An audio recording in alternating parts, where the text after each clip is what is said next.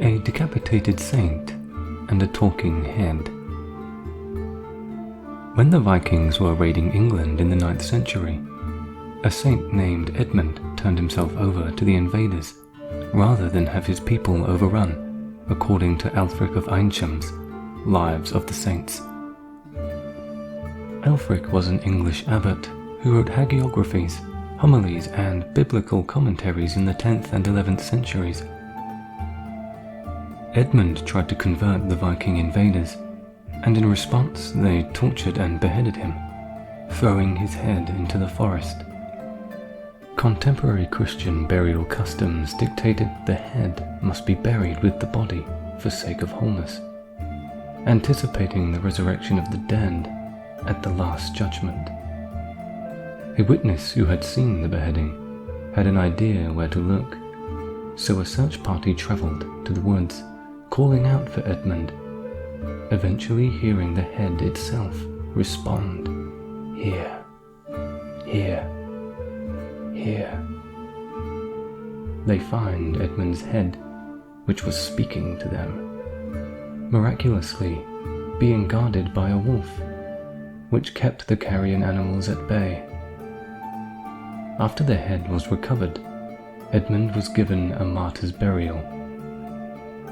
Years later, Edmund's body is exhumed from the local churchyard to be moved to a nicer location. Ælfric wrote that his body looked almost entirely healed, and that the head had seemingly reattached to the body, with just a thin red line around his neck, to show where he had once been beheaded.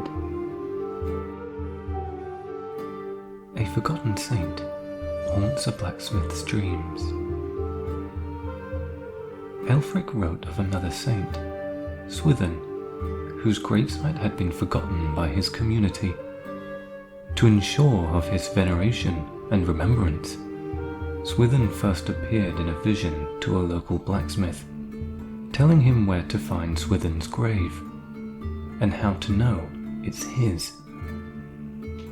"There is an iron ring on the coffin lid," he told him, "and if you pull it open, then all this has been true." The blacksmith was too scared to follow through, however, and an increasingly frustrated Swithin had to visit him 3 times before the smith finally went to the grave. Political turmoil in the local church prevented Swithin's body from being moved inside the church, so his spirit took another approach. He began appearing to others in the community, telling diseased people to visit his tomb to be healed.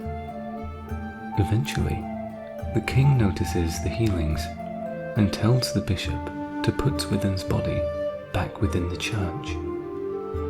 After Swithin's body is moved, more and more people come to find the tomb for healing. Ælfric wrote, so much so that the walls were lined with the crutches and stools that had belonged to those who had been healed of their physical ailments. A biblical king, a witch, and a seance. Ælfric also wrote a homily on the problem of consulting auguries or omens. He includes the biblical Old Testament story of King Saul's encounter with the witch of Endor. In the biblical version, the king asks a medium to raise the spirit of a prophet, Samuel, who upon being disturbed becomes enraged with Saul, and tells him, following this day, both Saul and his entire army will die. Both prophecies are true. The army is vanquished in battle, and Saul commits suicide. Ælfric contends that witches cannot actually raise the dead. They just conjure the devil in the appearance of the dead person, and attempting to communicate with the dead leads to certain damnation, Clement said. So Clement said it's likely Ælfric brought this story up to address the contemporary issue of practicing necromancy among his readers, especially at ominous places like crossroads, where heathens and criminals were often buried. Ælfric closes the homily by noting that witches still go to the crossroads and to heathen burials with their illusions, and call to the devil, and he comes to them in the likeness of the man who lies buried there, and if he arises from death, but she cannot do that, raising up the dead through her magic.